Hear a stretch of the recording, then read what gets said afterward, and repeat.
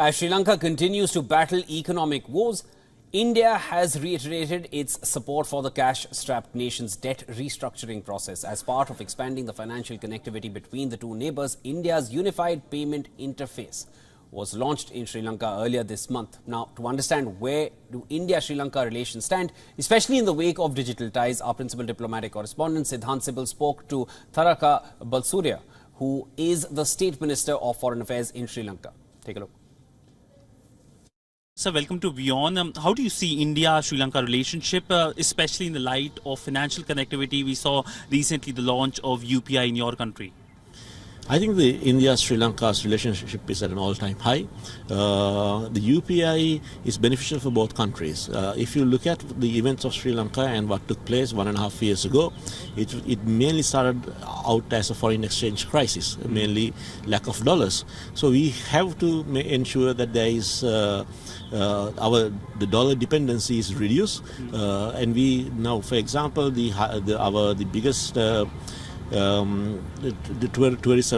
tourist market is from India, and if we can collect the remittance, those tourist remittance from India, and we import about $5.5 billion worth of goods from India and use the Indian rupees to pay in Indian rupees for the Indian imports, then we will reduce our dollar dependency.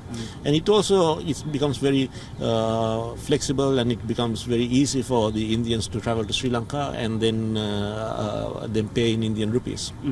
Sir, essentially we recently saw the Indian External Affairs Minister saying that one should go to Sri Lanka. How do you see that comment as? How do you see Sri Lanka as a tourist destination for many Indians? Your External Affairs Minister is absolutely correct, because Sri Lanka is a country with an area of 65,000 square kilometers, but it has something for everybody. It's no wonder Marco Polo said it's the best island of its size in the world.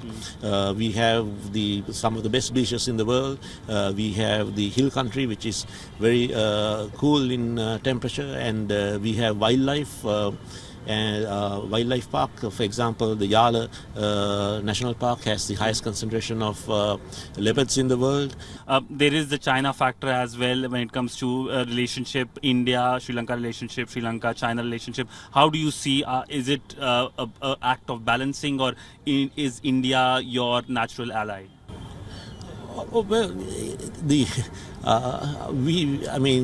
when you say it's our natural ally, I think that has an implication saying in other countries our enemy or something. No, it's not like that.